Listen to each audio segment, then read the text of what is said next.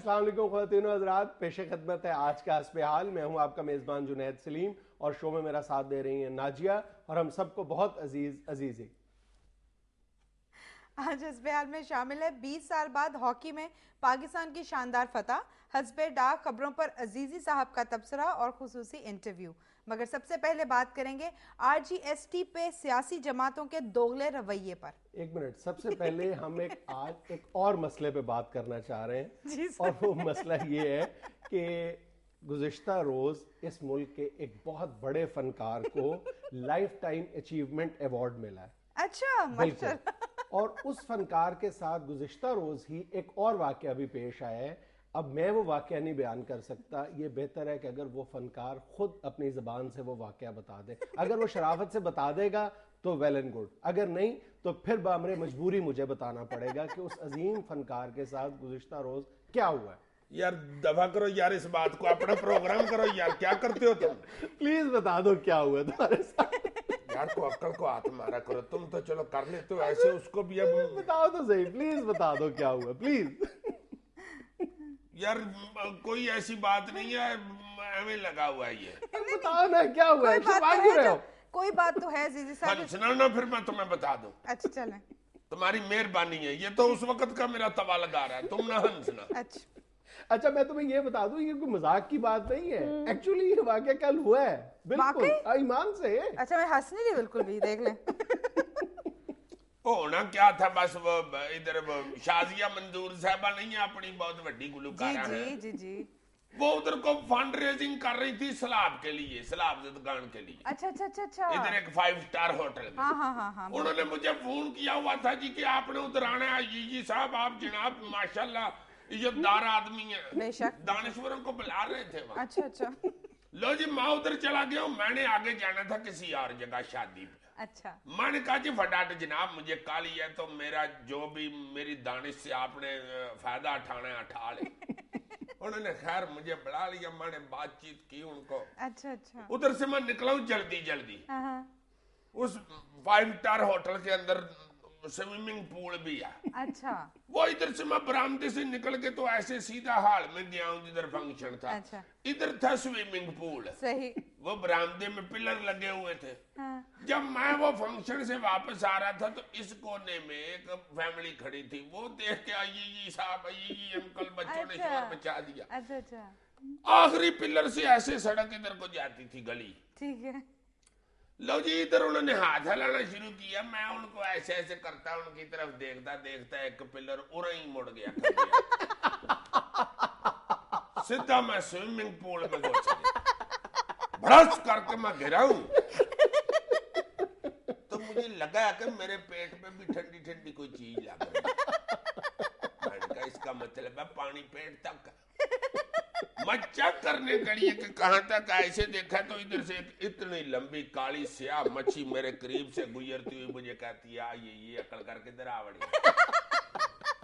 اور وہ ایسے یہ تو یہ مذاق میں بتا رہا نا، مچھلی نے یہ کہا. یقین کرو اس نے مجھے کبھی بھی یہ واقعہ نہیں بتانا تھا. یہ جو اس کے فینس نے جنہوں نے اس کی طرف دیکھ کر ویو کیا تھا، انہوں نے مجھے فون کر کے بتایا کہ اس کے ساتھ کل یہ ہوا.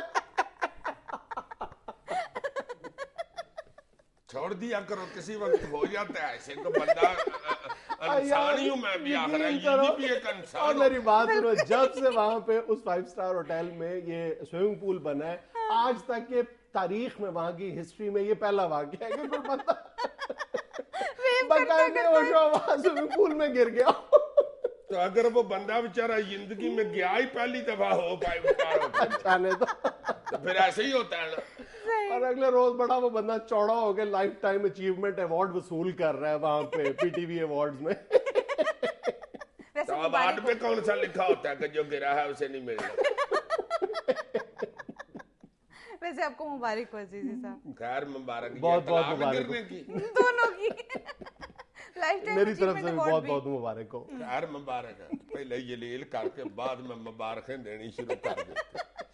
جب محلے کے لڑکے اور طلاق کی مچھلیاں ہوتی اس طرح. اچھا صحیح ہے، بیک ٹو دا ٹاپک.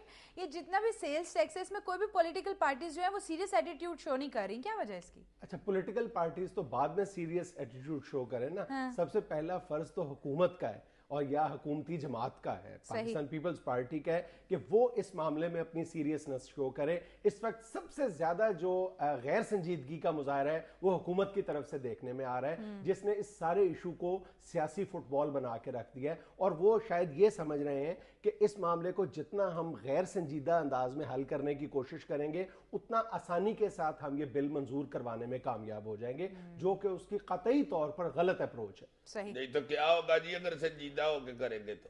دیکھو نا, سب سے پہلی بات تو یہ کہ پیپلز پارٹی کا یہ فرض تھا کہ پوری قوم کو پہلے اعتماد میں لیا جاتا. اس وقت میرے ذاتی اندازے کے مطابق 80 سے 90% عوام کو یہی نہیں پتا کہ ریفارمڈ جنرل سیلز ٹیکس ہے کیا بلا, اس سے کیا فائدہ ہوگا یا کیا نقصان ہوگا, یہ تو بعد کی بات ہے. لوگوں کو یہی نہیں پتا کہ یہ کس چیز پہ لگے گا, یہ کس بلا کا نام ہے. اس کے بعد پیپلز پارٹی کا یہ فرض بنتا تھا کہ پہلے لوگوں کو اعتماد میں, عوام کو اعتماد میں لیا جاتا. نہیں تو پوری قوم کو کیسے اعتماد میں لیں؟ گھروں کی کنڈیاں کھڑکا کھڑکا کے پوچھے پاجی جی ٹی ایس ٹھیک ہے؟ جی ٹی ایس نہیں, جی ایس ٹی. چلو جو بھی ہے یار یہ کنڈیاں کھڑکانے کا وقت نہیں ہے, یہ میڈیا کا دور ہے, اور اس دور میں حکومت کا یہ فرض بنتا تھا کہ لوگوں کو ایجوکیٹ کیا جاتا آر جی ایس ٹی کے معاملے پہ. اور میں تو ایک قدم اور آگے جاتا ہوں, حکومت یہ اعلان کرتی, اس وقت سب سے بڑا اعتراض یہی کیا جا رہا ہے نا جی ایس ٹی پہ کہ اس سے مہنگائی کا ایک طوفان آ جائے گا. حکومت یہ اعلان کرتی عوام کو یقین دلانے کے لیے کہ جناب وزیر اعظم ٹی وی پہ آتے اور یہ اعلان کر دیں کہ اگلے 1 سال تک کسی چیز کی قیمت نہیں بڑھے گی. مجھے پتا ہے یہ اعلان کرنا بہت مشکل ہے اور پریکٹیکلی شاید ممکن نہ ہو, اور اس کے لیے بہت زیادہ پیسے خرچ کرنے پڑتے ہیں. پیسے ہی خرچ کرنے پڑتے نا. 70 ارب اگر روپے کی آپ کو جی ایس ٹی سے آمدن ہو رہی ہے تو اس میں سے 10-20 ارب روپے جو ہیں وہ آپ اس پہ لگا دیں, سبسڈیز دینے پہ, مہنگائی کو کنٹرول کرنے پر خرچ کر دیں. لیکن ایک بار تو عوام کو یہ اطمینان ہو جاتا کہ جناب اس ٹیکس کے لگنے سے ان پر کوئی اضافی بوجھ نہیں پڑے گا اور مہنگائی کا کوئی طوفان نہیں آ جائے گا. یہ ٹیکس لگوانے کے لیے عوام سڑکوں پر آ جاتے اگر وزیر اعظم یہ اعلان کر دیتے تو. اچھا جی, بالکل. لیکن حکومت جان بوجھ کر اس معاملے کو سیاسی رنگ دینے کی کوشش کر رہی ہے اور ساری سیاسی جماعتوں کو سیاسی رشوت دے رہی ہے. کبھی مولانا فضل الرحمان صاحب کو آفر کیا جا رہا ہے اسلامی نظریاتی کونسل کی چیئرمین شپ دی جا رہی ہے, کبھی ان کے سامنے چارہ پھینکا جا رہا ہے وزارت مذہبی امور کا, دوسری طرف اے این پی کو مختلف آفرز کی جا رہی ہیں, ادھر ایم کیو ایم کے ساتھ پوری رات جو ہے وہ مذاکرات کیے جا رہے ہیں, پھر اس کے مسلم لیگ کاف کو سیاسی رشوت دی جا رہی ہے, ایرا کا چیئرمین شپ بنا دیا گیا, اس کو دے دی گئی ہے. پھر اس کے بعد جو ڈیرہ غازی خان کا ضمنی الیکشن ہے اس میں پیپلز پارٹی سپورٹ آفر کر رہی ہے کاف لیگ کو. ایک طرح سے اتنی جو سنجیدہ اور حساس معاملہ ہے اس کو آپ نے سیاسی رنگ دے کر, میرا خیال ہے کہ یہ ملک و قوم کے ساتھ کوئی یہ اچھا ہی نہیں, آپ بھلائی نہیں کرتے. تو نون لیگ کو کیا رشوت دے رہے ہیں پنجاب گورنمنٹ کے علاوہ؟ نون لیگ کا رویہ بھی بڑا عجیب و غریب ہے. نون لیگ نے بار بار یہ اعلان کیا تھا کہ ہم ڈٹ کر اس کی مخالفت کریں گے, لیکن اسٹینڈنگ کمیٹی میں واک آؤٹ کر گئی. تو واک آؤٹ مخالفت ہی ہوتی ہے نا, اور کیا ہوتا ہے؟ نہیں, پارلیمانی زبان میں واک آؤٹ جو ہے وہ درپردہ حمایت کا دوسرا نام ہوا کرتا. نہیں تو اور نون لیگ کیا کرتی جی, بینچوں پہ کھڑے ہو کے کرتی آر جی ایس ٹی. نون لیگ نے اعلان تو یہی کیا تھا نا کہ وہ ڈٹ کر مخالفت کرے گی, لیکن اس طرح کا کوئی اس کی طرف سے مخالفت سامنے نہیں آ رہی.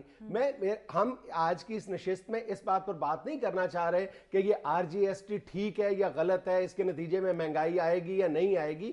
ہمارا جو موضوع ہے وہ تو صرف یہ تھا کہ سیاسی جماعتیں کسی پختہ رویے کا مظاہرہ نہیں کر رہی اتنے سنجیدہ اور حساس معاملے پر. نہیں تو سر یہ ساری جماعتوں کو حکومت کو چاہیے کہ اکٹھا کر کے ایک دفعہ پلان آؤٹ کرے. ان کو اتنی ایک دم جلدی کیا پڑ گئی ہے ٹیکس لگانے کی؟ جلدی یہ ہے کہ ہمیں جو دسمبر میں آئی ایم ایف سے اگلی قسط ملنی ہے 3.4 بلین ڈالر کی, اس کے لیے ہم نے آئی ایم ایف کے ساتھ کمٹ کیا ہے کہ ہم نومبر میں ویلیو ایڈڈ ٹیکس لگائیں گے. اب اس ٹیکس کی تو بہت زیادہ مخالفت ہے, وہ تو بالکل آؤٹ آف کویسچن ہے.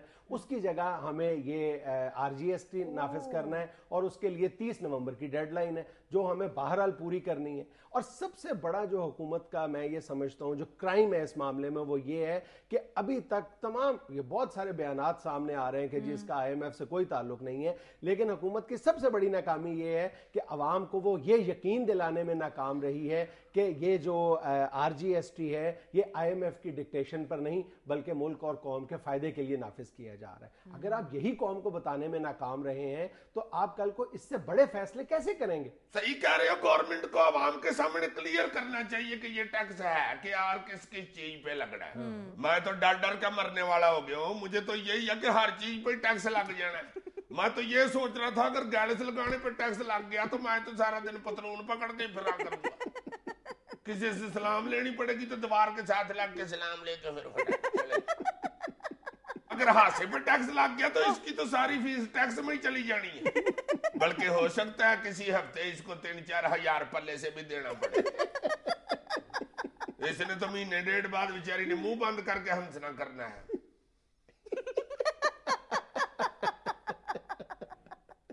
और अगर अक्ल और दानाई की बात करने पर टैक्स लग गया तो ये बिल्कुल महफूज होगा।